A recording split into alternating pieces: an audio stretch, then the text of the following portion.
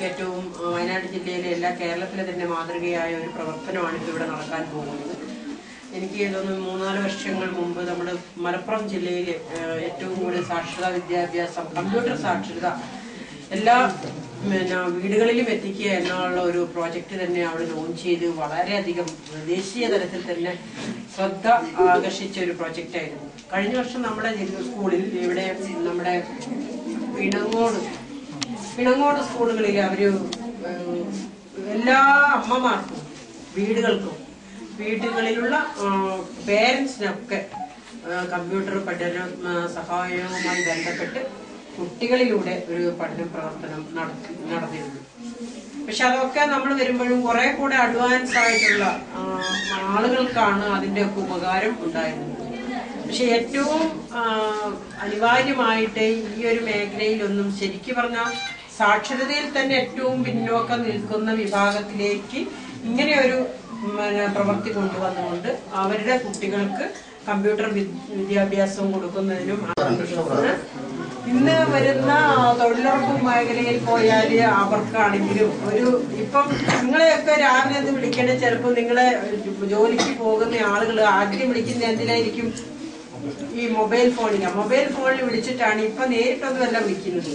അപ്പൊ ടെക്നോളജിയുടെ മാറ്റമാണ് അത്. നമ്മളെ എല്ലാ എന്താണ് ആശയവിനിമയത്തിന്റെ എന്താണ് അതിന്റെ മീഡിയം ഓഫ് കമ്മ്യൂണിക്കേഷന്റെ അതിൽ വന്നിട്ടുള്ള മാറ്റങ്ങളാണ്. അതിനൊരു അക്ഷരാഭ്യാസം ഒന്നും ഇല്ലെങ്കിൽ പോലും നമ്മളത് ചെയ്ത് എന്ത് പഠിക്കുകയാണ്? മൊബൈലൊക്കെ യൂസ് ചെയ്യാൻ ആർക്കെങ്കിലും ഇതൊക്കെ വലിയ ടെക്നോളജിയാണെന്ന് വിചാരിച്ചിരുന്ന ആളാണ്. ഇപ്പൊ ഈസി ആയിട്ട് നമ്മൾ എന്ത് ചെയ്യുന്നുണ്ട്? ഒരു വിദ്യാഭ്യാസവും വേണ്ട, എന്തിന്? മൊബൈൽ ഉപയോഗിക്കാൻ, അതുപോലെ തന്നെ ഫോൺ ഉപയോഗിക്കാൻ, TV ഉപയോഗിക്കാൻ, ഇതിനൊന്നും നമ്മൾ അതിനകത്തിന്റെ സാങ്കേതിക വശങ്ങളൊന്നും കൃത്യമായിട്ട് അറിഞ്ഞില്ല. അതുപോലെ തന്നെ നമ്മുടെ പഠിക്കുന്ന കുട്ടികൾക്ക് ഇന്ന് ഒഴിച്ചുകൂടാൻ പറ്റാത്തൊരു ഉപാധിയായിട്ട് ഇത് മാറിയിരിക്കുകയാണ്. നല്ലൊരു പ്രവൃത്തിയാണ് ഏതായാലും കമ്മ്യൂണിറ്റി സ്കൂളിലെ കുട്ടികൾ ഈ കോളനിക്ക് വേണ്ടി ചെയ്തിട്ടുള്ളത്.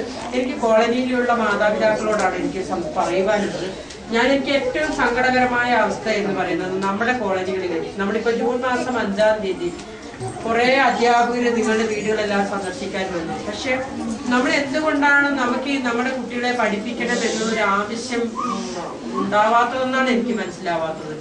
എന്തെല്ലാം കാര്യങ്ങൾ സഹായ സംവിധാനം ചെയ്താലും കുട്ടികളെ പഠിപ്പിക്കണം എന്നുള്ള ഒരു ആവശ്യം നിങ്ങൾ ഉണ്ടാക്കിയെടുക്കുന്നില്ല എന്നുള്ളതാണ്.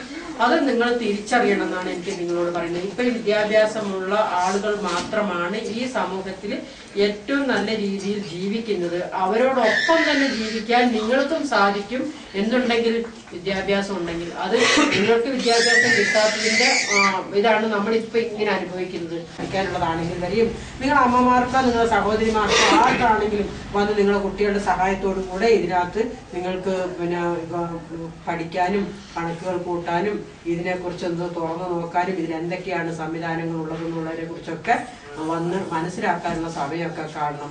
അപ്പൊ അങ്ങനെയൊക്കെയുള്ള കാര്യങ്ങളെല്ലാം ഇതിനെക്കുറിച്ച് പഠിക്കണം. ഈ കോളനിക്കാർക്ക് എല്ലാവർക്കും ഉപയോഗിക്കത്തക്ക രീതിയിൽ ഉള്ളൊരു സംവിധാനമായിട്ട് മാറണം. ഇതിനെ ഞാൻ പറയുന്നത് ഇവിടെ ഒരു പഠന വീടാക്കിയിട്ട് മാറ്റാനാണ്. നമ്മൾ കഴിഞ്ഞ വർഷം ഒരു പഞ്ചായത്തിലൊരു പഠന വീട് എന്ന രീതിയിലൊരു ഇത് വെച്ചിരുന്നു. വൈകുന്നേരങ്ങളിൽ നമ്മൾ ചിലപ്പോൾ നമ്മളെ കോളനികളിൽ കറണ്ട് ഉണ്ടാവില്ല, ചിലപ്പോൾ ഇരുന്ന് പഠിക്കാനുള്ള ബെഞ്ച് ഡെസ്ക് ഉണ്ടാവില്ല. അങ്ങനെയുള്ള ഒരു കാര്യമില്ല. ഇവിടെ ഈ ഓരോ പഞ്ചായത്തിലെയും ഓരോ സ്കൂൾ എടുത്തിട്ട് 5-10 ഡെസ്കോ ബെഞ്ചോ ഞങ്ങൾ കൊടുത്തിട്ടുണ്ടായിരുന്നു പഠന വീടിന്റെ കെയർ ഓഫിൽ.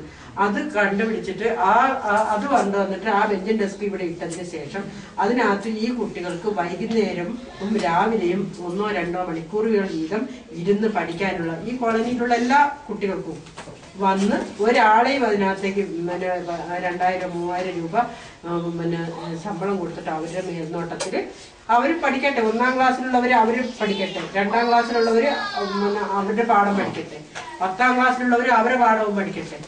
1 മുതൽ 12 വരെ ക്ലാസ്സുകളിൽ പഠിക്കുന്ന എല്ലാ കുട്ടികൾക്കും, ഇനി അതിൻ്റെ ഇടയിൽ ഡിഗ്രി ലെവലിലൊക്കെ പഠിക്കുന്ന കുട്ടികളുണ്ടെങ്കിൽ അവർക്കും ഇവിടെ വന്നൊരു ബഹളം ഉണ്ടാക്കി പോകാനില്ല. ഒരാളുടെ നേതൃത്വത്തിൽ പഠിക്കുന്ന ഒരു പഠന വീടാക്കി പഠിപ്പിക്കാനുള്ള സംവിധാനം ചെയ്യണം കേട്ടോ. പഠന വീടൊക്കെ വന്നാൽ നിനക്ക് പറഞ്ഞു കൊടുക്കാൻ പറ്റുമോ?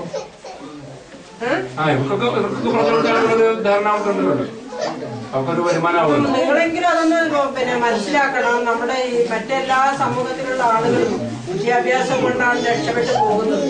അപ്പൊ ഇവർക്ക് വിദ്യാഭ്യാസം ഇല്ലെങ്കിൽ എല്ലാം ഈ രീതിയിലേക്ക്. അപ്പൊ അങ്ങനെയൊക്കെ ചെയ്യാൻ വേണ്ടിയാണ്. അപ്പൊ ഞാൻ സംസാരിക്കുന്നില്ല. അങ്ങനെയുള്ള പ്രശ്നങ്ങളെ കൊണ്ട് അമ്മമാരെ ശ്രദ്ധിക്കണം. മക്കളെ സ്കൂളിലേക്ക് വിടുമ്പോൾ എന്തായാലും അവർക്ക് പഠിപ്പിക്കണം. എല്ലാ സൗകര്യവും ഞങ്ങൾ ചിലപ്പോൾ വണ്ടി അറേഞ്ച് ചെയ്ത് കൊടുക്കാൻ. ഇപ്പൊ ഇങ്ങനെയുള്ള കേസാണെങ്കിൽ ബസ്സോ യാത്രയോ സൗകര്യം ഇല്ലാത്തവർക്ക് വാഹനം അടക്കം ഞാൻ ജില്ലാ പഞ്ചായത്തിൽ ഇപ്പോൾ വെച്ചിരിക്കുകയാണ്. കുറച്ച് പണ്ട് ഇപ്പൊ ഈ കഴിഞ്ഞ ദിവസം. അപ്പൊ നിങ്ങൾക്ക് സ്കൂളിൽ വന്നാൽ എന്താ ഇപ്പം 2 ദിവസം പാല് കൊടുക്കുന്നുണ്ട്, 2 ദിവസം 1 ദിവസം മുട്ട കൊടുക്കുന്നുണ്ട്. ഇനി പ്രഭാത ഭക്ഷണം കൊടുക്കുക, ഉച്ചഭക്ഷണം കൊടുക്കുക. പിന്നെ എന്തേ കുട്ടികളെ സ്കൂളിലേക്ക് വിട്ടാൽ മാത്രം പോരെ, യൂണിഫോം കൊടുക്കുന്നുണ്ട്, യൂണിഫോം കൊടുക്കുന്നുണ്ട്, പാഠപുസ്തകം കൊടുക്കുന്നുണ്ട്, സൈക്കിള്, അങ്ങനെയുള്ള പഠനോപകരണങ്ങൾ. ഇതൊന്നും എല്ലാം കിട്ടിയിട്ട് നിങ്ങൾ പഠിക്കുന്നില്ലെങ്കിൽ പിന്നെ എന്ത് ചെയ്യാൻ പറ്റും? അപ്പൊ എന്തായാലും ഇത് എനിക്ക് തോന്നിയത് ആദ്യത്തെ സംരംഭം എന്ന നിലയിൽ നമ്മൾ ആദ്യത്തെ പിന്നെ ഇതിന്റെ ഒരു തുടർ പ്രവർത്തനം എന്ന നിലയിൽ ഭാവിയിൽ ഇതൊരു വിജയം കണ്ട ഒരു പ്രോജക്റ്റ് ആണെങ്കിൽ വരും വർഷങ്ങളിൽ നമുക്കിതാക്കാം. നമ്മുടെ ഒറ്റ ആഗ്രഹമുണ്ട്, എനിക്ക് നിങ്ങളെല്ലാവരും സ്കൂളിൽ പോയി കാണണം. അതാണ് എന്റെ ഏറ്റവും വലിയ ഒരാഗ്രഹം. വയനാട് ജില്ലയിൽ നമ്മള് പഞ്ചായത്തിൽ ജനിച്ചു വീഴുന്ന 5 വയസ്സുള്ള കുട്ടികളുടെ കണക്കെടുത്തു കഴിഞ്ഞാൽ നമ്മുടെ സ്കൂളിൽ ചേർന്നിരിക്കുന്ന കുട്ടികളുടെ എണ്ണവുമാകുമ്പോൾ തുല്യമായി കാണുന്ന ഒരു സമയം ഉണ്ടാവണം എന്നാണ് ഞാൻ ആഗ്രഹിക്കുന്നത്. മാഷുമാരോട് ആരോടെങ്കിലും ഒന്ന് പറയുന്നത് എന്റെ മക്കളിൽ വരുന്നില്ല, അവരെ കൊണ്ടുവിടാനുള്ള സംവിധാനങ്ങൾ നിങ്ങളൊന്ന് മധുമാഷ നിങ്ങളൊന്ന് കോളനികളിൽ ഇടയ്ക്കൊന്ന് ശ്രമിക്കുകയാണ്. എന്തായാലും ഈ സംരംഭത്തിന്റെ എല്ലാവിധ ഭാഗങ്ങളും ആശംസകളും ചേർന്ന് എന്തായാലും കബീർ സ്കൂള് ഒരു മാതൃകയായിട്ട് ഇതിനെ ഒരു വളരെ നല്ലൊരു പ്രവർത്തനമാക്കി മുന്നോട്ട് കൊണ്ടുപോകണമെന്ന് മാത്രം സൂചിപ്പിച്ചുകൊണ്ട് ഇത് ഔപചാരികമായി ഉദ്ഘാടനം ചെയ്ത് അറിയിച്ചുകൊണ്ട് വാർത്ത നിർത്തുന്നു. പഠിക്കണം. ഞങ്ങൾ ഇടയ്ക്ക് പഠന വീട് നോക്കാൻ വരും. രാത്രികാലങ്ങളിൽ ഞാൻ വരുന്നുണ്ട് ഇവിടെ പഠന വീടൊക്കെ കറക്റ്റായിരുന്നു. അപ്പൊ ഇതൊക്കെ ഒരു ശരിക്കും നോക്കുന്നുണ്ടോന്ന് ഞങ്ങൾ നോക്കും. പോകല്ലേ